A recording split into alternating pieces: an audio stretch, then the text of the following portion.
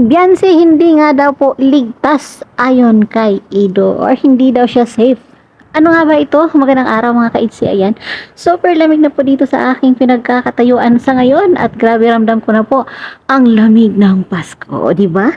So magandang morning. Sana'y nasa mabuting kalagayan po tayong lahat and advance Merry Christmas po.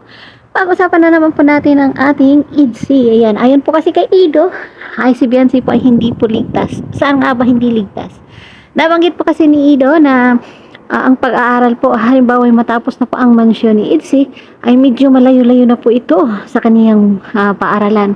So, ayun, maalalahanin naman itong si Javi kaya natanong niya kay YP kung paano na nga ba pag nag-school siya kasi malayo. Ang sagot naman ni YP ay doon na lang po daw siya matulog sa bahay na tinitirhan nila ngayon sa tabing dagat. At yun nga, kaya pala sabi ni Javi na hindi siya ligtas doon kasi mag-isa lang siya. So, syempre, talagang hindi naman talaga ligtas, lalong-lalo na po pag may bagyo or ano pa man. Basta't mag-iisa si Beyonce doon, talagang para sa akin hindi siya ligtas. Kasi po sa katayuan po niya ngayon, ay kailangan pong dobling ingat kasi sikat na po siya para sa atin. O di ba? So, ayun.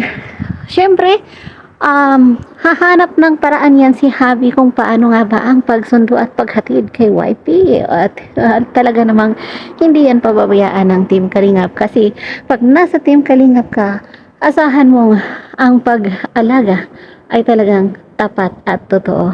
So, yan lang muna for now mga ka-ITZY. Advance Merry Christmas po sa lahat at grabe ang lamig po dito.